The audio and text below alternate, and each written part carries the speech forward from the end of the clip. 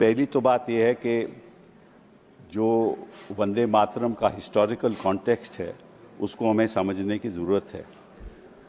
आनंद मठ लिखा क्यों गया था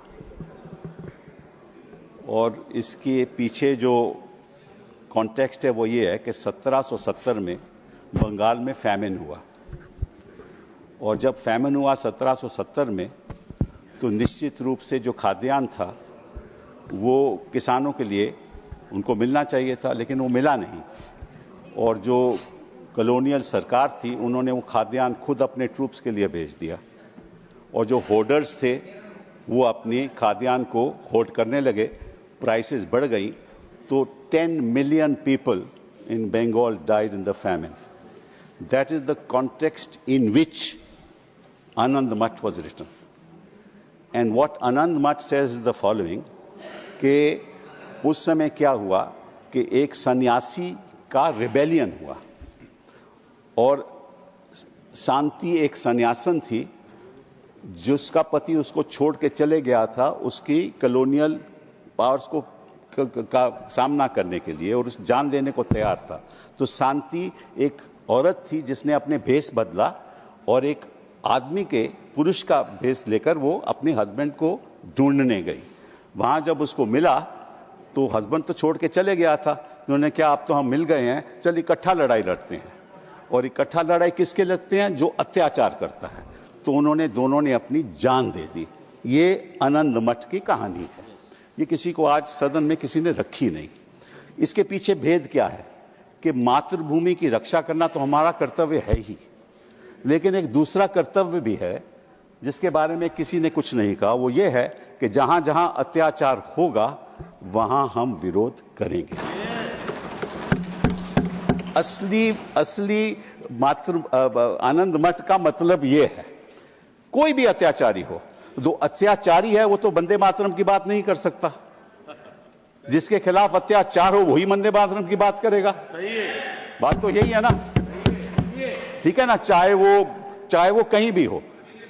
और मैं आपको एक और बात बताऊं, बड़ी इंटरेस्टिंग बात है कि एक अंग्रेज था हेनरी क्रेक, 1937 में उसने ये बोला, जो हमारे स्वतंत्र सेनानी थे उनके बारे में ये बोला, बोले Vande Mataram has been literally the war cry of the terrorists.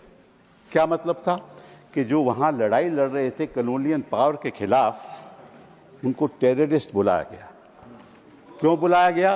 क्योंकि वो अपने हकों के लिए लड़ रहे थे, इसीलिए बुलाया गया ना। तो आजकल के जो हमारे छात्र हैं वो टेररिस्ट हो गए हैं, हमारे जर्नलिस्ट हैं वो टेररिस्ट हो गए हैं, उनके खिलाफ यूएपीए ये चीजें लग रही हैं ना। तो उनकी लड़ाई कौन लड़ेगा? सत्ता पक्ष के लोग तो लड़ नहीं सकते। तो जो अचंभे की बात यह है कि ये वंदे मातरम की बात करते हैं जब हमें वंदे मातरम की बात करनी चाहिए। वंदे मातरम तो हमें चिल्लाना चाहिए ना। इनका क्या हक है? ये तो अत्याचार रोज करते हैं, जनता के ऊपर रोज करते हैं ये अत्याचार। इनका क्या हक है? दूसरी बात आपके पास रखना चाहता हूं कि इन्होंने कहा कि ये मुस्लिम अपीजमेंट है। ये इन्होंने बात कही, मैं आपको एक उदाहरण दे दूं कि जस्ट नोट दिस, अप्रैल 25, 1998 में एक यूपीए सरकार ने सर्कुलर इशू किया जिसको बोलते थे कल्प योजना।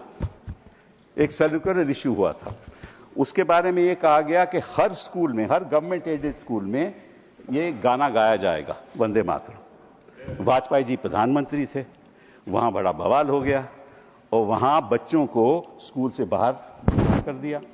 तो वाजपेयी जी को जब नवंबर में वो उत्तर प्रदेश गए उनको पता चला ये क्या हो रहा है, तो उन्होंने दिसंबर 3-4 में मीटिंग बुलाई और ये सर्कुलर वापस लिया गया। ये इतिहास की बात है। उस समय कोई मुस्लिम अपीजमेंट नहीं थी। वाजपेयी जी ने समझा कि हम विवाद की राजनीति नहीं करना चाहते। और उस समय मालूम, जो मंत्री था, जो बेसिक एजुकेशन का मंत्री था, वो रविंद्र शुक्ला था। तो मैं आपको उसका नाम भी दे देती हूं कि इसका क्या मतलब है। इसका मतलब ये है कि जो वंदे मातरम है ये मातृभूमि की रक्षा के लिए भी है, लेकिन अत्याचार के खिलाफ ये हमारा हक भी है। हमारा मानव अधिकार है कि जहां जहां अत्याचार होगा हम उसके प्रति प्रोटेस्ट करेंगे। 2 मिनट। नहीं, अब सभी के साथ एक सा है और अब मैं सोचता हूँ कि आपको बहुत सारे लोग सुनना चाहते हैं। आप एक जरा मुझे बात करने, लेकिन आप कम समय आते हैं इसलिए कम लोग सुनते हैं। धन्यवाद। Allow me sir. आपकी पार्टी के पास समय नहीं है। महाराजा संजय ओबा सर 1 मिनट, 1 मिनट में बात कीजिए। 1 minute Just 1 minute. 1 minute. So just want to. One minute. Sir दो छोटी सी बातें आपके सामने रखूंगा। दो छोटी सी बातें।